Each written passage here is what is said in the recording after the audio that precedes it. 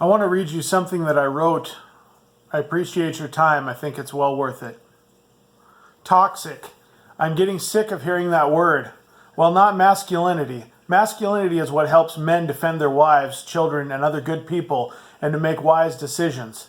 It is also what drives men to be courteous and generous to people. It is what helps men to know what to teach his children so that they can cope with the stupidity of this world and how they can help other people through it.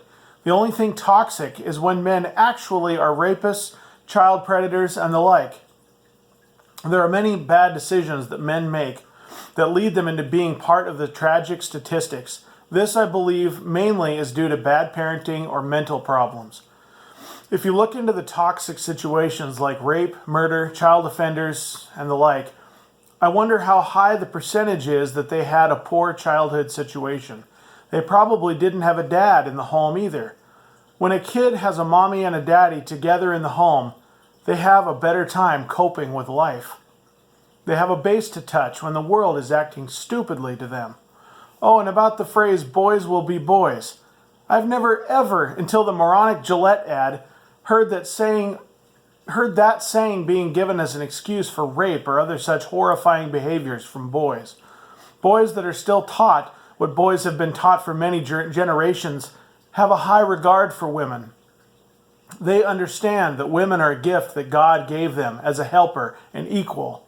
They understand that choosing a good woman is a very important part of creating a successful family, raising kids to be good adults, and being able to achieve goals.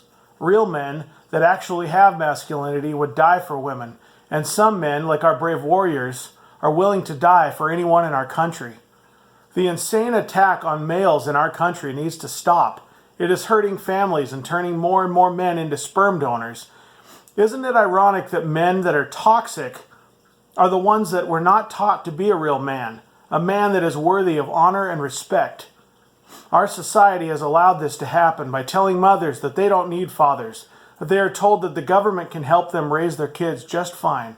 Our society in general is giving itself over to pleasure, to self-centered feelings and emotions, rather than doing what is honorable and good for the future of the family. Rarely does anyone talk about waiting to have children until marriage, which is better and more stable and is a major step in avoiding poverty. Instead of making the commitment to marriage, men take the cheap, easy route and find an unpaid prostitute to move in with for a while, sleep with, make babies with, and then move on to someone else when that person doesn't make them feel all warm and fuzzy anymore. There is no commitment. Until we make the change and promote good values, there will be more and more poverty and less people to help the poor and unfortunate in our world. You have to stabilize your own family and get on a good track in your finances. Establish a foundation before you can possibly help someone else. Thank you.